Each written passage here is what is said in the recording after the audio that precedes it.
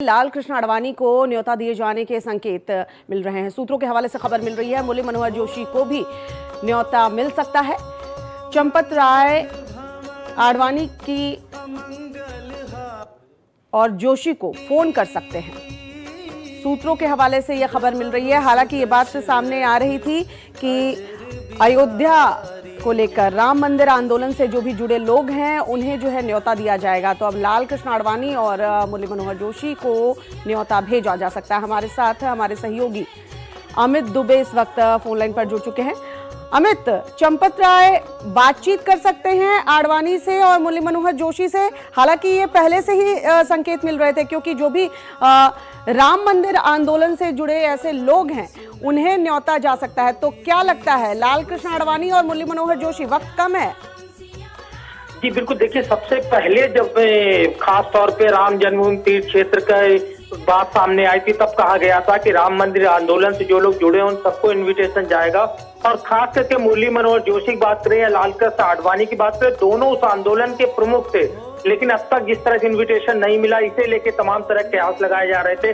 लेकिन अब सूत्र बता रहे हैं कि चंपत राय जो कि महासचिव है तीर्थ क्षेत्र के, वो फोन कर सकते हैं और दोनों को इनवाइट किया जा सकता है, चाहे वो लाल कृष्ण आडवाणी हो या मुरली मनोहर जोशी हो। जी, तो ये फोन कब तक जा सकता है अमित? अंदर खाने से क्या खबर मिल रही है, क्योंकि आज 1 तारीख हो गई, ऐसे में रक्षाबंधन का पर्व भी है और जो कड़ी शर्तें लगाई गई हैं, एंट्री तभी मिलेगी जब आपकी जांच हो और कोरोना नेगेटिव सर्टिफिकेट आपके पास हो। जी बिल्कुल, देखिए क्योंकि प्रशासनिक जो प्रोटोकॉल होता है वो भी होता है, तो आज से और कल तक का टाइम है। यानी कल तक जिन लोगों को इनविटेशन मिलना है, कल तक सबको इनवाइट कर लिया जाएगा। और कल अगर इनविटेशन नहीं मिलता है तो फिर आने वाले दिनों में इनविटेशन मिलना मुश्किल है। अभी हमारे सूत्र बता रहे हैं कि देर रात या कल सुबह तक जो है वो दोनों को फोन किया जाएगा और यहाँ अयोध्या आने का निमंत्रण दिया जाएगा। हालांकि गाइडलाइंस पहले ही कह रही है कि कम से कम लोग जो है वो इनवाइट हो।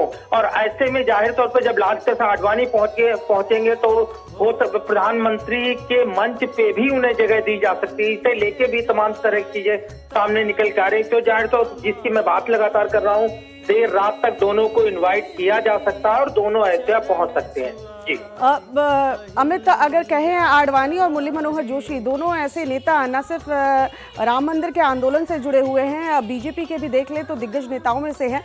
ऐसे में जैसे कल्याण सिंह से बात हुई थी, उन्होंने इच्छा जाहिर की थी कि मंदिर का निर्माण हो जाए पूरी तरीके से, तब तक मैं जीवित रहूं, खुद अपनी आंखों से देख लूं, ये मेरी इच्छा है।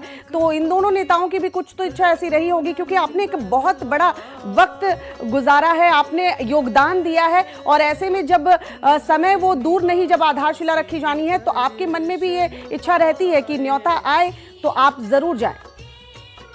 देखिए खास तौर पर राम जन्मभूमि आंदोलन की बात करें तो बीजेपी के प्रमुख नेताओं में थे, या लाल कृष्ण आडवाणी की बात करें या मुरली मनोहर जोशी की बात करें। और उस आंदोलन को, न सिर्फ राम मंदिर आंदोलन को अगर पार्टी के नजरिए से भी देखा जाए तो जिस तरह से लाल कृष्ण आडवाणी ने चलाया, जग जाहिर है, इसमें कोई दो राय नहीं है किस तरह से उन्होंने आंदोलन किया और किस तरह से आज राम मंदिर का शिलान्यास 5 अगस्त को होना है। तो जाहिर तौर पे ऐसे में लाल कृष्ण आडवाणी का ना होना वहां पे ये भी कहीं ना कहीं, अगर लोगों से बात करोगे तो इस बात को दर्शाता है कि राम मंदिर प्रमुख सूत्रधारों में से एक थे। तो ऐसे में अब क्योंकि खबरें आ रही हैं कि तीर्थ क्षेत्र ट्रस्ट की तरफ इन दोनों को इनवाइट किया जा सकता है, और न सिर्फ इनवाइट किया जा सकता है बल्कि खास तौर पर आग्रह किया जाएगा, इन्हें बुलाया जाएगा। और ऐसे में क्योंकि गिने चुने मेहमान हैं और प्रोटोकॉल भी जारी होना है, तो देर रात तक इन लोगों को बुलाया जाएगा। क्योंकि राम मंदिर का जो आंदोलन था, कई साधु संतों की बात करें या पार्टी लेवल पे बात करें, तो बीजेपी के खासतौर पे मैनिफेस्टो में शुरू से शामिल था कि किस तरह राम मंदिर का निर्माण होना है। इंतजार कर लेते हैं अमित, आज शाम तक, या आप कह रहे हैं कि रात तक इन्विटेशन जा सकता है, तो इंतजार कर लेते हैं क्योंकि प्रोटोकॉल भी जारी करना है, ऐसे में वक्त कम है। बहुत बहुत शुक्रिया अमित तमाम जानकारी के लिए।